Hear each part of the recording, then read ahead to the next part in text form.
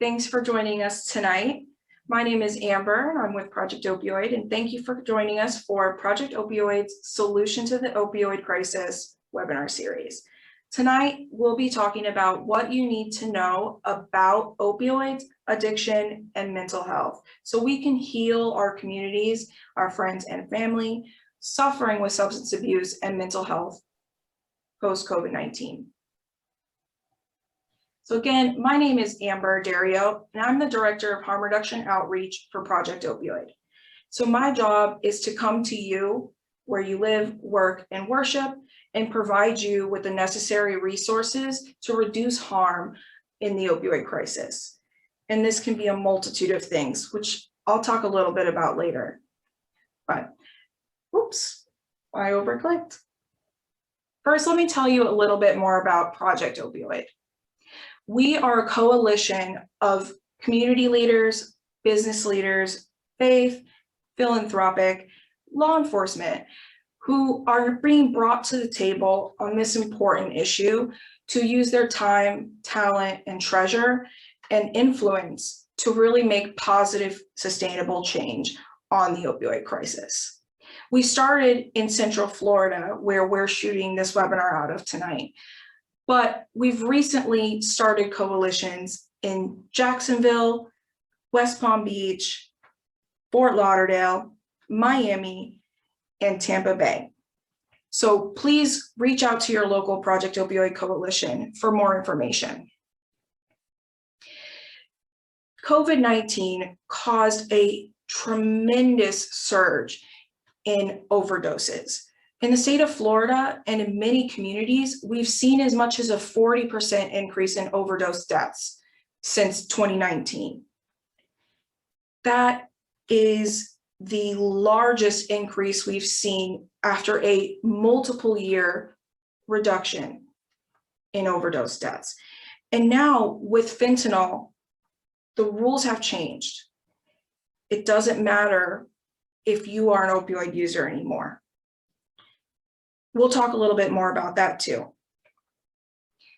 Before we begin, I want to take a moment and thank our partners that made this webinar series possible. Located in North Florida, we have LSF Health Systems. In Central Florida, we have Central Florida Cares Health System. And located in Southeast Florida, we have Southeast Florida Behavioral Health Network. These organizations exist to bring resources to individuals who need help on substance abuse, mental health, and a variety of other things. So please, I urge you to seek out to them if you need help in any way. And again, one more time before we begin, I want to remind you guys that there are 9 amazing webinars in this series.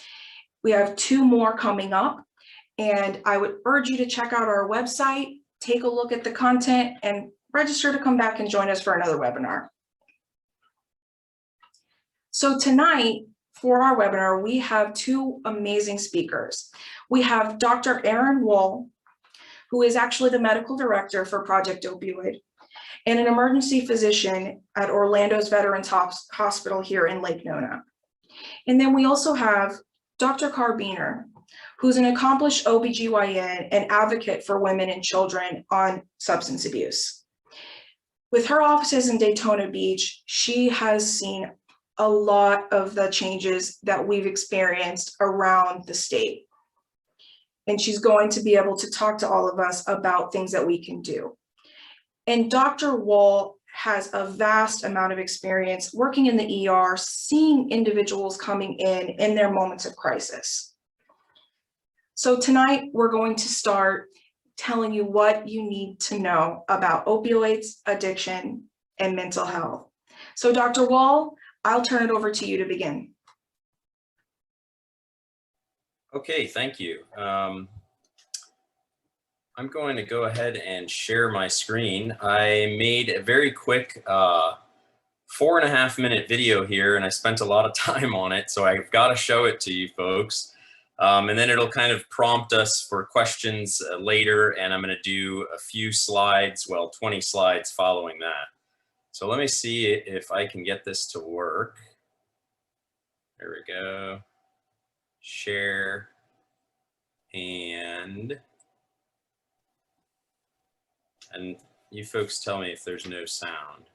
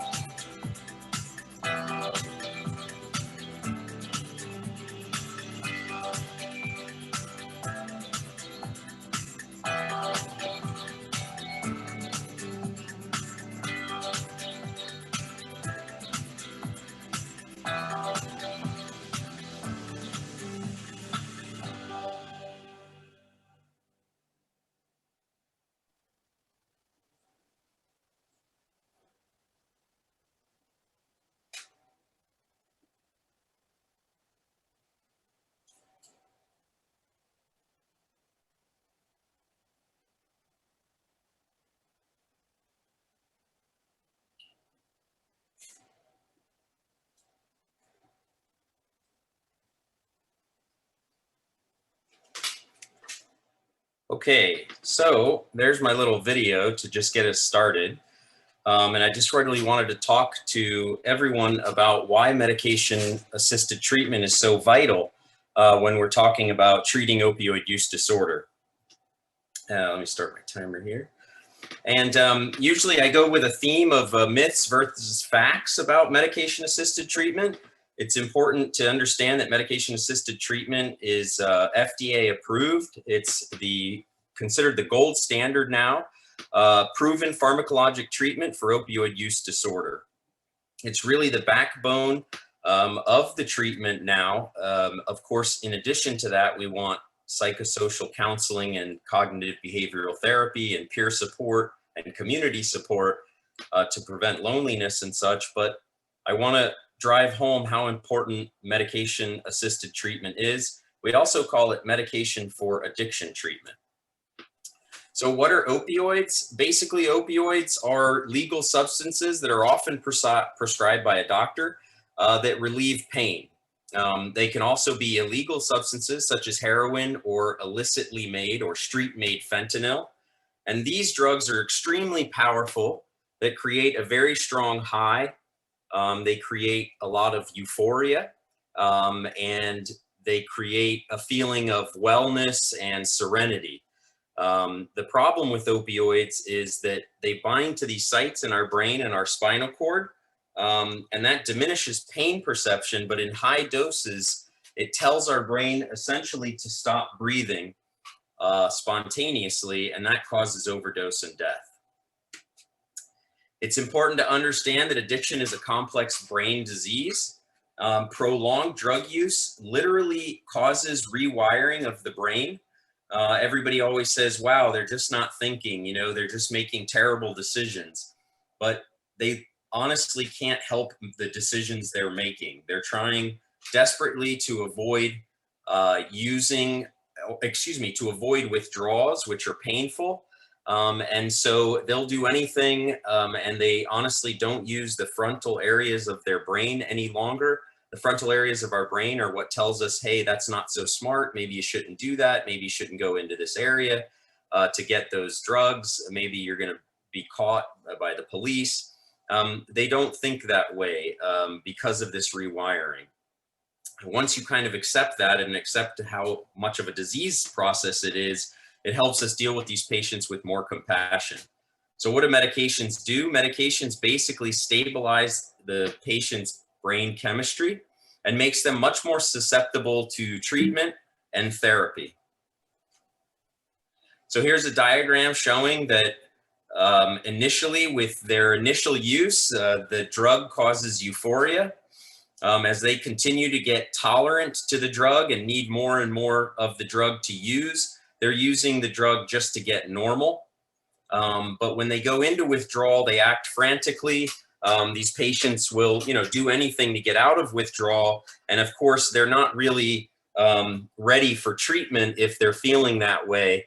Any psychosocial treatment or counseling is extraordinarily difficult.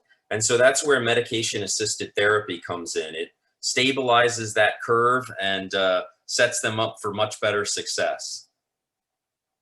I always state to people that the best definition of addiction, it's very, very simple. Everybody can memorize it. It's continued compulsive use of a substance despite negative social consequences. Some also have been including the fact that it's also associated with dishonesty about the amount and frequency of use. So what are negative social consequences? Well, losing your job is a negative social consequence. Having people state that you're just not acting yourself and you're very withdrawn, that's a negative social consequence. Not treating your child to sort of the parental attention that they deserve is a negative social consequence. Arguments between you and your spouse or significant other or your partner in general, if that's going on because of your use, again, negative social consequence. Getting arrested, obviously negative social consequence. Fired from your job. So folks will continue to use despite those negative social consequences. And why is that so important? Well, it's important because a lot of people use the myth and say that MAT is just replacing one addiction with another. And I always state to everybody in the audience, you know, how many of you think you're addicted to caffeine? And a lot of people will raise their hand, and I argue with them and say, no, no, you're not addicted to caffeine. You're dependent on caffeine. What does dependence mean? Well, it means that you have to use the drug or else you can get withdrawal. You're physically dependent on it. But what don't you have that addiction does? You do not have those negative social consequences. Whoops. And those are those acquisition harms, the debilitating cravings, the perpetual cycle of high and low, poverty, frantic, manic behavior, and then the injection harms, which is accidental overdose, local infections, or HIV. So we're very comfortable prescribing what is an opioid agonist. That simply means it's an opioid replacement, and it binds to the receptors in our brain that normally bind to our endorphins. Endorphin means endogenous morphine. The word endogenous means from our own bodies. And so that's what these drugs do. They mimic endorphins. So if we prescribe them a drug that stabilizes their brain chemistry and diminishes these negative social consequences, we're very happy that they are dependent on that medication. We're comfortable with that. It's keeping them alive.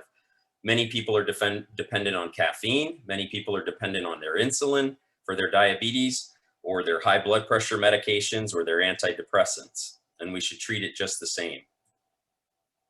I also want everybody to realize that starting in 2019, we started to say that recovery did not mean abstinence. It's okay that people are continuing to use. We simply want a process of change where people are improving their health and wellness and living self-directed lives. Remission or recovery, therefore, should not be taken to mean complete cessation or stoppage of opioid misuse. Instead, we should just acknowledge that any reduction is a worthy goal. It's also what we're trying to do as addiction treatment providers nowadays. We don't kick people out of treatment if they come up positive for cocaine or marijuana. We counsel them more and offer them more resources. Again, using compassion, understanding the severity of this as an illness and a continually relapsing illness as well. Relapse meaning going back to drug use. And you know, a lot of illnesses oftentimes relapse.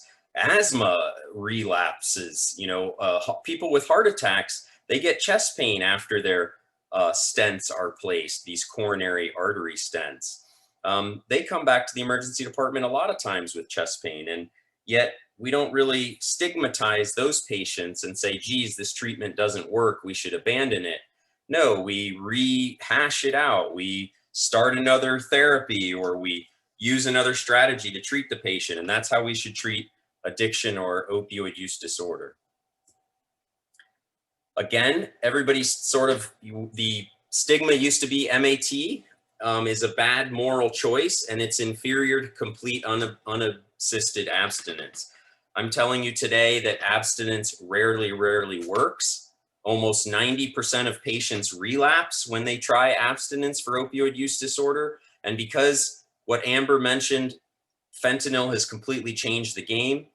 If an alcoholic or a person who's suffering from alcohol use disorder relapses and uses alcohol, very rarely could they hurt themselves with that relapse. However, when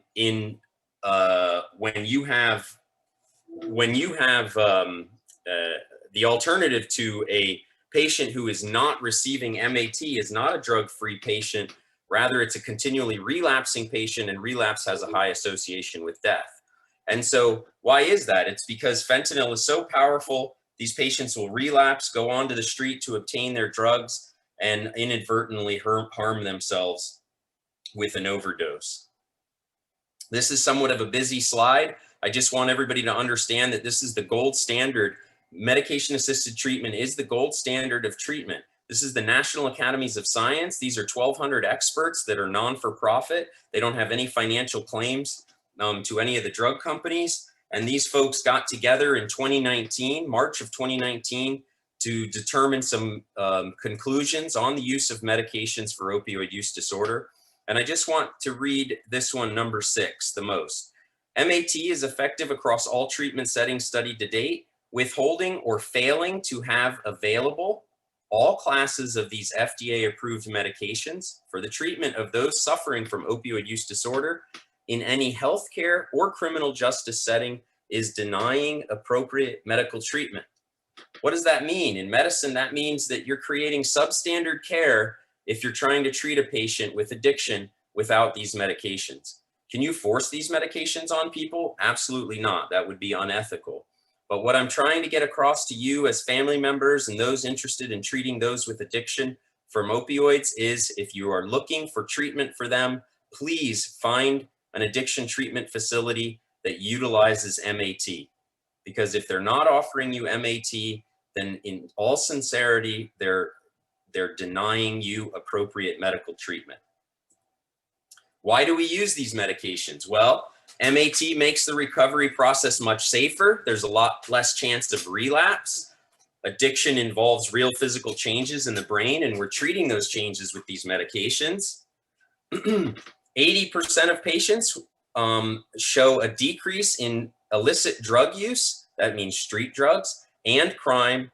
And then most importantly, I got to highlight 50 to 60% decrease of all-cause death rate. That means that if you suffer from opioid use disorder and I just get you on that medication, I have diminished your chance of death by 50 to 60%. That's absolutely fascinating in medicine today. There's no such treatment that diminishes fatality for stroke, heart disease, cancer by 50 or 60%. But yet we have these medications that can treat addiction, and we're not offering them because of lack of knowledge and many times the stigma surrounding this treatment. This is a really quick table showing you the effectiveness of treatment with medications for opioid use disorder, or MAT. And this number means what percentage of patients stayed in treatment for a year. 74 to 80% stayed in treatment for a year with methadone, 60 to 90% with buprenorphine, and that's also known as Suboxone. And then only 10 to 21% stayed in treatment with naltrexone, which is Vivitrol. That's the long-acting injectable that blocks medications, other opioids. I just want to focus on the bottom here. Understand that, well, the middle here, these medications prevent withdrawal, as I mentioned numerous times, normalize bodily functions, stabilize your brain chemistry. Most importantly, if they are dosed correctly, they do not impair functioning, and there's no negative effect on intelligence, mental capability, physical functioning, or employability. And part of our sort of consortium with business leaders is to get them to understand that these medications, you can hire these patients when they're on these medications. I have a very successful case of a young man who's now a lineman, climbing up telephone poles and working with high-powered lines, and he's on buprenorphine. The three medications, I'm just going to quickly run through them. Naltrexone, that's also known as Vivitrol. That's an injectable drug that blocks all opioids. And then methadone acts, it is a full opioid. It works at the receptors the same way that any other opioid drug does. But patients have to come back to the clinics every day to receive their treatment, and that can mean long, burdensome lines, odd hours, and that can really mess with your life or caregiving responsibilities. And so enter, buprenorphine. Buprenorphine is a drug that was designed for in-office use. It is much safer than any other opioid. It binds to these pain receptors so strongly that if you use another opioid while you're on buprenorphine, that other opioid won't work very well because buprenorphine is taking up the site. So therefore, it's less abuse prone and it's much more safe. Patients can take the medication home, unlike methadone, and dose it themselves because it's very, very safe from overdose. It's also very safe in pregnancy as well. You can see in France, when they increased buprenorphine prescriptions, heroin overdoses dropped significantly. They repeated a similar study in Baltimore, Maryland, and had many of the same results. Heroin overdoses dropped significantly when they increased access to buprenorphine. And so one of the last things I want to mention is a lot of people have the impression that these medications should only be used for a short period of time. Oh, they should only be on it for 3 to 5 months is what I always hear. That is absolutely not true. That's not what the science says. The science says we need to destigmatize our idea of these patients using this medication. Do we say, hey, patients who have diabetes and only need insulin for 3 to 5 months? No. There's absolutely no evidence that supports stopping MAT early. And most of the studies say you need MAT for 1 to 2 years to have the greatest rate of long-term success. Some patients could need it indefinitely. And many others, the National Institute on Drug Abuse, NIDA, says 12 months of treatment is the minimum. Now, if a patient is undergoing MAT treatment and they have excellent counseling and they figure out ways to develop a lot of emotional resilience and get away from those triggers that trigger them for relapse, then and only then should that patient consider possible abstinence and a slow taper from these medications. So you'll also hear, in addition to medications for addiction treatment, you'll hear harm reduction. What is harm reduction? Harm reduction is strategies that are aimed at reducing the negative consequences associated with opioid abuse and addiction. What does that mean? It means that we know that many patients are going to go back and use. We know that they're going to fail treatment, and we want to empower them. A lot of people say, well, you're encouraging their use. And I always say, no, I'm not encouraging it. I'm empowering them to use safely. I know they're going to use. It's much like Mothers Against Drunk Driving when they determined that we should all use a designated driver. Basically, MAD, or Mothers Against Drunk Driving, said, we know that people are going to drink and drive. And so let's encourage a harm reduction strategy of getting persons to use a designated driver. And what are harm reduction strategies? Well, in the emergency department, I actually teach people how to safely inject. Do I sit there and carry it out and do it? No, I do not. But I tell them not to use alone. I tell them to use Naloxone, use tester shots. I explain to them how much they need to clean their skin if they're going to inject. And why do I do this? Because number one, it's my job as a physician to keep people healthy, to preserve human life. That's my oath. And if educating them on using safely preserves their life and prevents them from getting HIV or hepatitis C or a terrible heart valve infection called endocarditis, then I'm very proud of these efforts. You will see in a number of other cities, and I don't necessarily encourage this for Florida, but you will see needle exchange programs to give patients safe needles because, again, they are going to use, when they go to these needle exchange programs, they have care providers who can also get them into treatment. And so it's a good, safe place for these patients. The other issue with harm reduction strategies is naloxone distribution. We've all heard of naloxone. It's the antidote to overdoses. It will quickly reverse an overdose. And it's very important to know that any doctor can provide a prescription for naloxone to any person that is witnessing or potentially could witness an overdose. That means if you're a husband, brother, sister, mother, father of an opioid user or an opioid use disorder patient, you can request naloxone. It's also available via a standing order. For Project Opioid, I have written a standing order to educate patients or persons and then get them naloxone in their hands. It's also available without a prescription or this standing order prescription at CVS Pharmacy. You still need a prescription, but one physician can write a standing order and say, hey, if the pharmacist does this and educates the patient, they can go home with naloxone. This is what naloxone looks like. The little box even has instructions on it, but quickly I'll just tell you as non-clinical, non-healthcare providers that the signs of an opioid overdose are shallow or slow breathing, blue lips or cold and clammy skin. Sometimes patients will vomit. They are very difficult to arouse, or they're not responsive when they're sleeping. They cannot be woken. And sometimes you might even hear gurgling or rattling snoring. And so I encourage you to first administer Narcan. You cannot hurt a person if they are not on opioids and you give them Narcan. It's not harmful to that patient.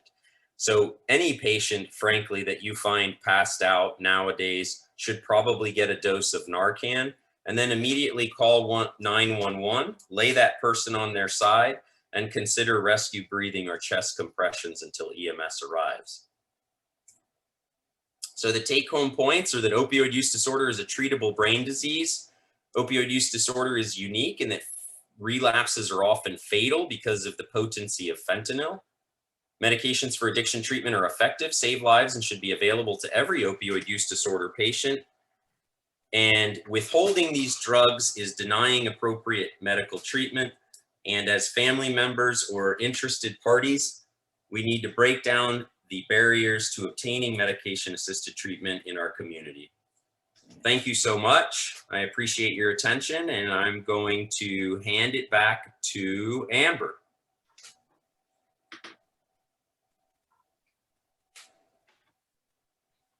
All right, guys, as Dr. Wall exits his screen share, we're going to get me back up. Fantastic. Thank you so much, Dr. Wall, for that amazing information. And as a doctor, I'm very grateful to have you here and have the information that you've shared with everyone on this webinar. I would like to reiterate a little bit about Narcan. It is my job to get Narcan out to the community, as Dr. Wall stated, through that standing order. But I'm going to take a second and I'm going to really break down what Narcan does and why it is such a vital medication, life-saving even, that everyone should have in their glove compartments of their cars, in their medicine cabinets at home, in their first aid kits at their places of work or worship. So as Dr. Wall stated, Narcan responds to the same areas of the brain that opioids respond to. Think of it like a magnet. An opioid has a strong connection to your receptors in your brain, well, your brainstem, and a long-lasting effect. Narcan has a much stronger magnetic connection. So it kicks the opioid off, and it can effectively turn off everything that that opioid was doing. And so that opioid blocks all of your pain or sensations and other things that tie into this dependency. And so once you administer Narcan, it completely shuts it off. That's going to be jarring. So if you administer it to someone, you will likely see within 30 to 90 seconds, or maybe a little more if they've taken a lot. Once they become awake, it's going to be a shock because they're instantly going to feel every sensation that was muted by those opioids. So again, I know Dr. Wool showed you pictures, but sometimes it's really good to see. Right here we have Narcan. When you open up the little front sleeve, it does give you those directions. They do sound and look really kind of ominous, scary, and overwhelming, but this is such a simple medication to use. You open the box. If someone you know or love is experiencing an overdose, you want to first make sure, like with most medical situations, they're in a space where they can't hurt themselves. Lay them down, turn them on their side in case they vomit so they don't choke, and make sure you have their airways as clear as you can. When you pull Narcan out of the box, it's going to come in two little containers like this. Kind of looks like Flonase or any kind of nasal spray. So what you do is you use it like a little plunger, like this, and you put it in their nostril and you just squeeze. And then you wait. If they don't wake within 30 to 60 seconds, maybe 90, go ahead and give them a second dose. If you know this person and you know they might be using opioids on a regular basis, they may need even more than that, especially now with fentanyl. fentanyl being so much stronger than traditional opioids or heroin, if you will. And they may need more Narcan. So once you squirt it up their nose, once they wake up, you want to make sure you're already calling 911, because this doesn't completely stop what those opioids are doing. It kicks them off for a moment of time. But you know what happens when you have a stronger magnetic connection? You have a shorter half-life. So while this is stronger to your receptors in your brain than opioids, it has a shorter lifespan, which means after about 20 to 90 minutes, again, depending on a couple factors like your body composition, your extended opioid use, or how much opioids are in your system, will kind of vary how long that you will be out of this overdose. If there is a lot of opioids in your system, you could fall right back into that overdose. And so you really have to make sure that you are calling 911 and that you are getting that individual to the ER as quickly as possible, because they still need access to those emergency medical services. What this does is give you time. It saves their life so that they have another chance to make a different decision. Now, I know Dr. Wold talked quite a bit to you guys about how Narcan is available through standing orders at pharmacies by prescription from your doctors. And again, oh, sorry, let me chime in here. I had someone from the audience make a point to say that if there's no response within 2 to 3 minutes, try again. You are so right. Use more Narcan. You can't use enough of this stuff. It will do no harm to anyone. If there are not opioids in your system, it cannot do anything to you. It will not cause you pain. It is a safe medication that only reacts when it interacts with opioids in your system. So like that lovely participant stated, keep using it until they revive, until they are revived. And again, make sure you're calling 911 and getting emergency services there. So I'll digress and return back to the availability of Narcan has been a hot issue in our communities. It's so fantastic that legislation and change within the medical community is really bringing Narcan out in droves, but there's still a lot of barriers for individuals. Costs can be high, or they don't understand the medication, and so they don't get it with their prescription. So organizations like Project Opioid provide Narcan at no cost, completely free to anyone who needs it. And it's not just us. There are amazing organizations around the state. By visiting isaveflorida.com, or forgive me, it might be .org, you can see organizations all around the state that provide Narcan. And if you need it, we're here to give it to you.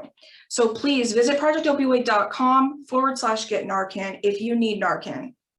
Or if you're a Central Florida local, come find us. We're in downtown. We'll get you Narcan. Money shouldn't be the thing that holds you back from saving your loved one's life. Give them a chance to seek help. So as I digress, I would like to welcome to the floor Dr. Pamela Carabiner so she can talk a little bit more with us about opioid abuse and mental health, and especially with how that can impact women and children. So Dr. Carabiner, I will let you take over. Thank you so much. Thank you very much, Amber. And what I would first like to say is thank you for the privilege of being able to talk to everybody about this issue. You may be wondering why, as an obstetrician in the community, this became such a passion for me. And in a couple of minutes, I just want to give that history because I think it'll help people understand how I came about this. Then I know you wanted me to talk about the vulnerable populations out there, about treatment, and what is recovery in this population in the trenches. And it started out about 2010 when I was working for high-risk prenatal clinic for the Department of Health, when my population changed almost entirely from being a broad high-risk population to women with substance use and opiate use disorder. And I thought that there was something uniquely wrong with Volusia County and east coast of Florida, and learned later on that this was a national issue. Healthy Start at that time, which is a wonderful group that networks in every county for women and young babies, arranged a caseworker to work with me on a day-to-day basis in the health department. And it created a wonderful opportunity for a physician and then a case manager to address the needs of these people. Because frankly, listening to a baby's heartbeat and measuring a mother's tummy meant nothing when she was going back to live in a car and shoot up heroin 6-7 times a day.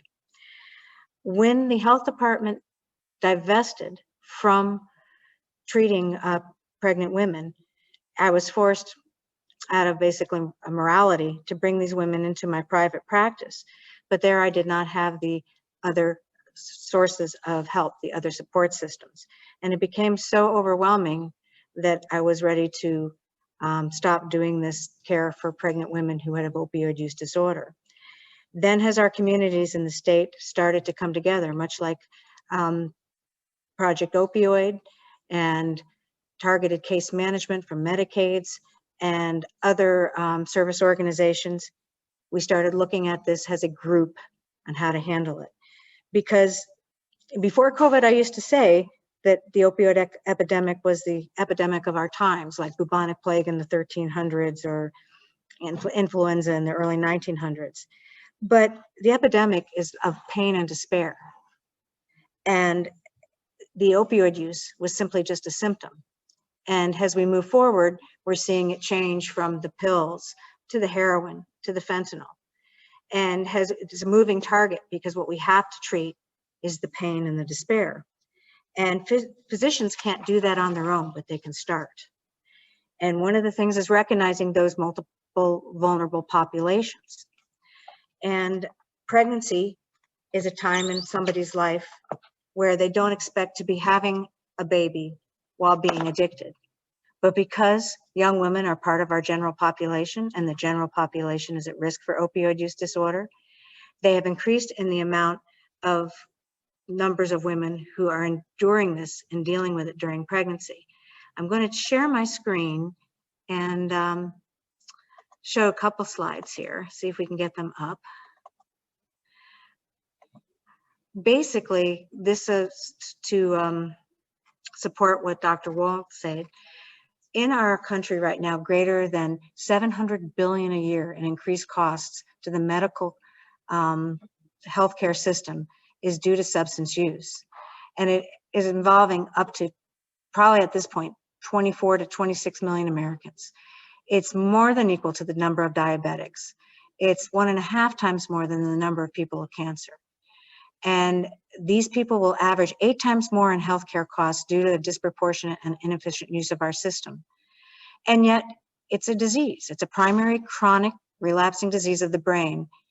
And we treat it like it is a choice. We treat it like it is something that people have a personality flaw or character weakness. And the challenge for me is caring for pregnant women in active addiction and in recovery. And this is a daunting slide to look at, but it's what I deal with on a daily basis. 5.4% of pregnant women report illicit drug use in the country. And I would say in Florida, it's probably 10% or more. And it remains the most commonly misdiagnosed and undertreated diagnosis among pregnant women, with the most profound outcomes. Issues facing pregnant drug users and their children are exposure to violence and trauma, the loss of generational support because of generational drug use, the loss of productivity and the ability to become the person they want to be through losing of the ability to have a formal education and get the good jobs that those educations will provide. So you see people that get involved with the law, and then health-wise, you see them develop multiple drug exposures with those impacts. They don't learn how to parent. Their children develop significant trauma as young people. Multiple psychiatric issues can then develop, and these people have dual diagnoses. Because they can't afford to have healthy homes and healthy environments, these children are often in unstable housing. And with a lack of positive and supportive relationships, food insecurity, neglect, we get despair, we get pain. And what better way to try and deal with despair and pain is to make yourself numb. And that is essentially how I see the opioid crisis. And this slide here, it's a little out of focus, but it's a terrifying slide because it shows people what I think is the greatest fear faced by parents, grandparents, and siblings of what can happen when a family loses their structure and addiction becomes over the overall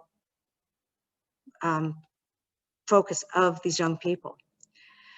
And what's interesting is that opioid addiction has a greater impact on women than on men. It appears to have a greater impact on people of lower socioeconomic status and disparate populations. And it's not so much the physiology, although there is definitely a gender issue there. A lot of it has to do with the economics. But the rate of opioid-related overdoses increased almost 500% among women compared to 220% in men. And heroin doses by 2015 had risen more than twice in women than it had in men. And women become dependent upon these opioids in much smaller doses and in a much shorter time frame. And risk factors for women are much more likely to include psychological and emotional stress. Florida's opioid epidemic is insane. From 1999 to 2010, we saw over 400% increase in deaths. And by 2016, we ranked third in the country for overdose from opioids in women, following Ohio and New York. And the incidence of infants being born dependent upon opioids and then withdrawing from opioids, called neonatal abstinence syndrome, increased sixfold. Pregnancy so often can be an entry point to treatment for a substance use disorder if we can get rid of the stigma and if we can incorporate the risk reduction that Dr. Wohl talked about. If we can recognize that we need to embrace these women, they can come to us through prenatal care, through the court system, through the jail, through detox. And what is important is that regardless of their point of entry, that they are given compassion, that they are given the time to learn what options are available, that those people involved meet them where they are at and not try to fit a round peg into a square hole. And that we tell them that treatment will minimize the risk of neonatal abstinence disorder. And what's very important for a lot of women who are scared to get prenatal care is that they're afraid that the doctor will fire them from the practice. And in all honesty, that does happen. And we need to implore and engage that our OBGYN physicians become opioid use disorder trained, that they understand the benefits of buprenorphine in pregnancy, which has a negligible neonatal abstinence syndrome as compared to, say, methadone or many of the street drugs. These doctors need to recognize that this is an opportunity to give a woman to recover. No woman wants to be a pregnant person in addiction. They all want to protect their baby. They are just involved in a disease that has hijacked their brain, and they need our help. Abstinence-based therapy in pregnancy invites overdose from relapse. And one of the worst things that can happen to a baby in the womb is the constant high dose, then no dose, then a low dose, then no dose, then a high dose. A stable dose of legal opioids given in a safe manner that avoids acute bacterial endocarditis or sepsis or overdose is our goal. What I tell my patients is anything but the needle. And it is so important that we give them that compassion.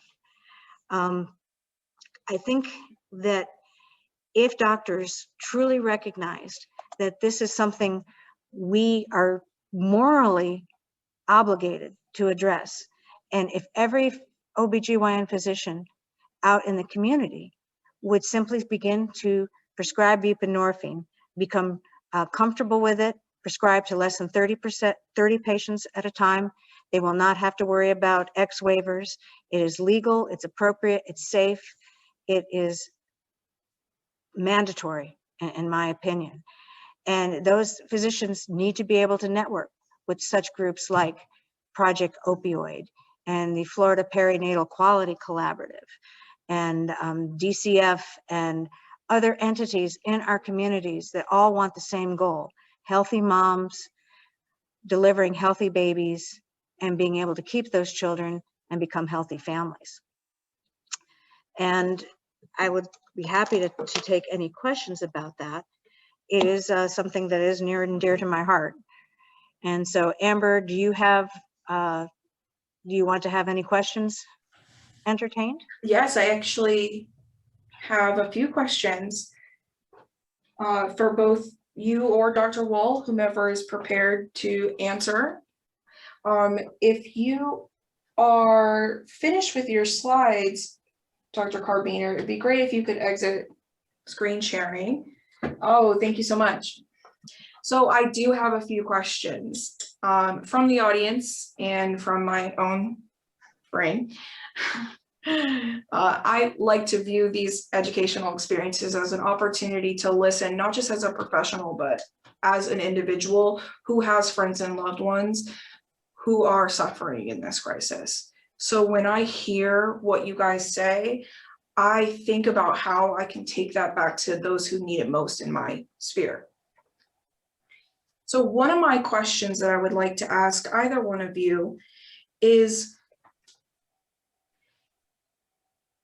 if I am injured and for any reason, and I go to the doctors and they want to prescribe me a pain medication, what should I do as a patient to take ownership over my medical health?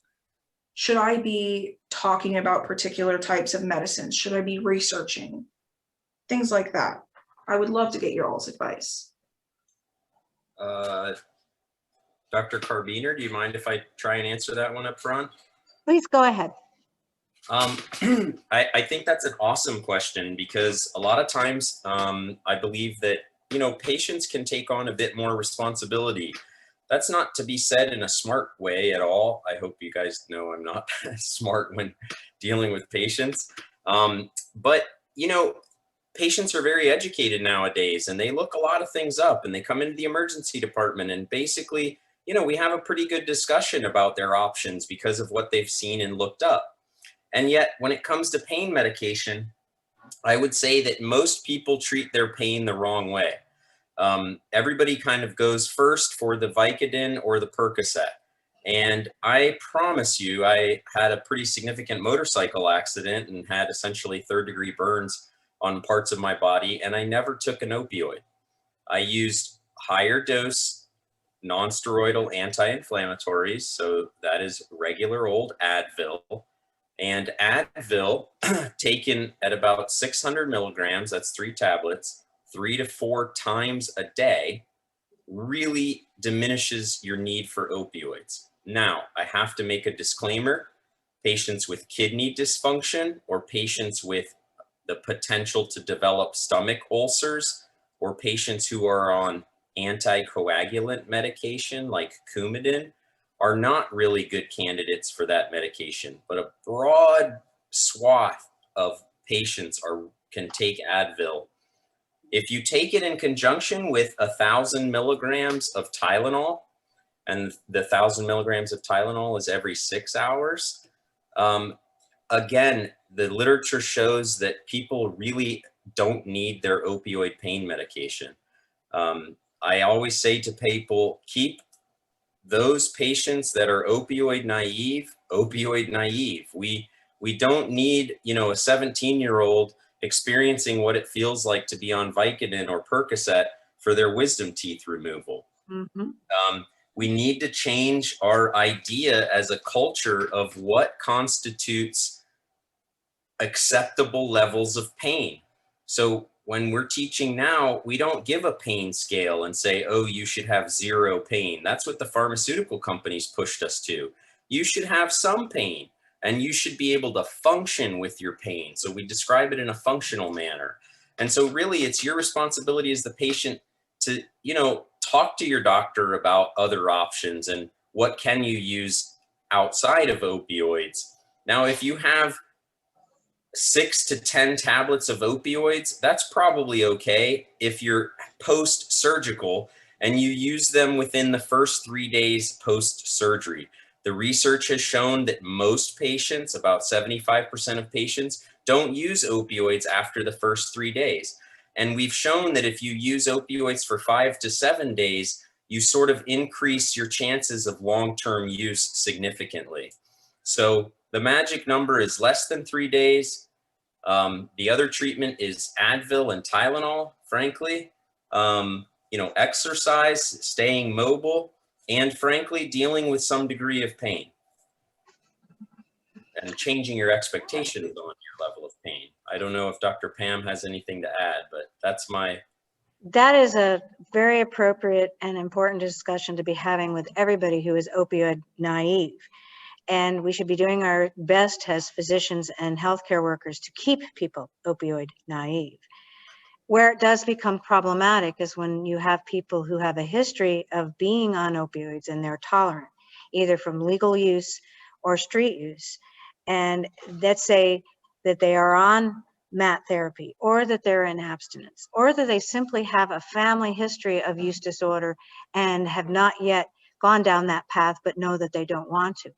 We need to listen to them when they say they want to avoid opioids in their surgical and obstetrical treatment, and do our best to recognize how we need to counsel them about reasonable amounts of pain and how to endure that and how to avoid opioids.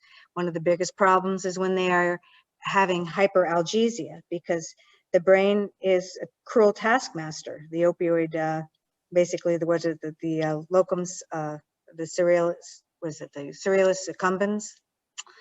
And, it can make your body feel great pain if you don't give that portion of your brain what it wants. And we have to help these people work through that with Tylenol, with nonsteroidals, with lidocaine, and do things in surgery that reduce people's pain for the post-operative, like putting lidocaine at every level, doing TAP blocks, which help promote long-term pain, minimal pain after surgery.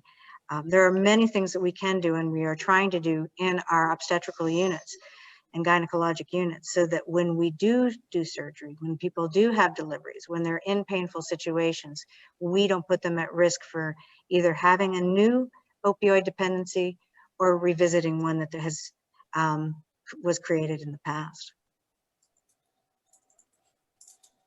Awesome. Well, thank you both. That is phenomenal. So really what I take from this is the accountability goes both ways.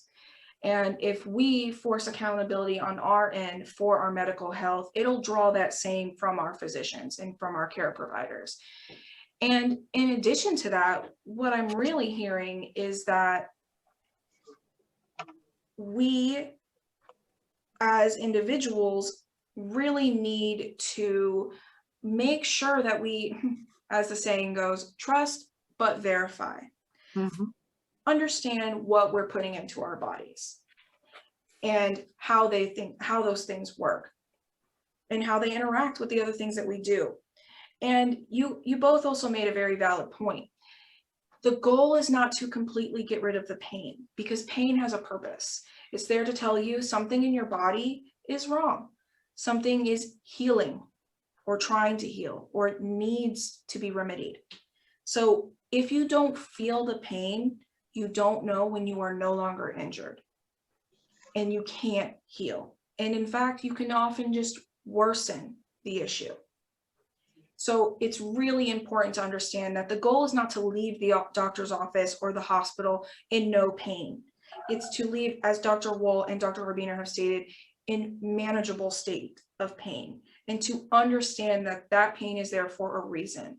And as you do the work to heal and repair your body, which can be both medically assisted through surgery or other types of medication or physical therapy, but also in our personal choices. Like they said, remaining mobile. We all love TikTok.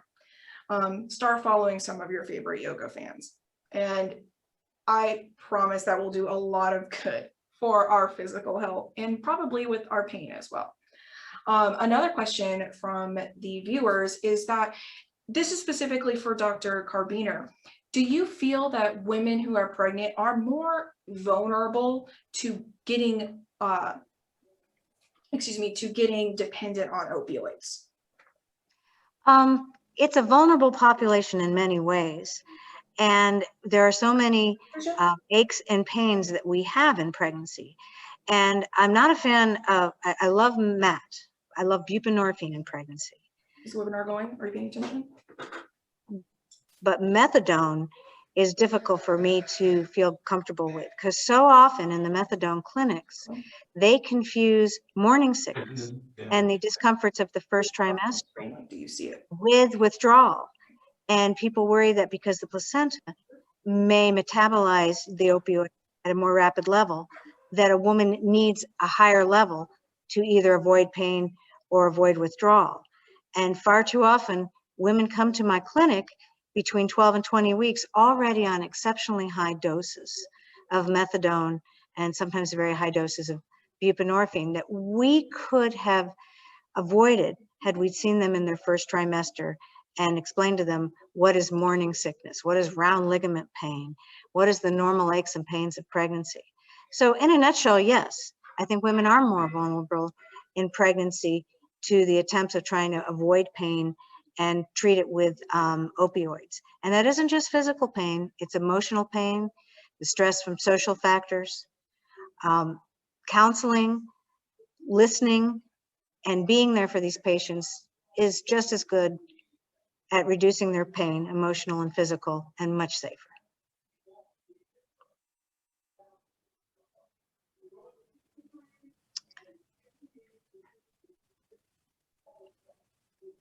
All right, so thank you for answering that question, Dr. Carbiner, and so sorry for minor technical difficulties on our end. I lost audio for a second there. I just want to also reiterate to everyone that we will be sending out the amazing information and resources that Dr. Wall and Dr. Carbiner have provided us today. And I encourage you, if we haven't addressed your questions, to please send an email to either rsvp@projectopioid.org, or you can send an email directly to me at amber@projectopioid.org. And we will make sure to address your questions with our amazing speakers tonight and get that information to y'all out within the week. I wish I had more time to continue this conversation and to talk more with these wonderful physicians, but we have reached our time limit. So I want to thank everyone for joining us tonight. I want to one more time thank our partners, Central Florida Cares, LSF Health Systems, and Southeast Florida Behavioral Health Network for making this webinar series possible. And I would like to really encourage anyone who needs help to please seek out to these organizations in your regions, and they can provide you with guidance and assistance. And last but not least, I just want to reiterate again the amazing other webinars that we will be having over the next 2.5 weeks. Coming up tomorrow, we are going to be talking about peer support and the history and importance of it, and how this emerging industry within the mental health and substance abuse overarching industry is so vital to recovery. And next week, we will be having an amazing doctor from Central Florida joining us to talk about alternatives to using opioids in the first place. So we're really excited to learn about that and learn about how we can heal ourselves without having to resort to these medicines. So thank you again, everyone. Thank you.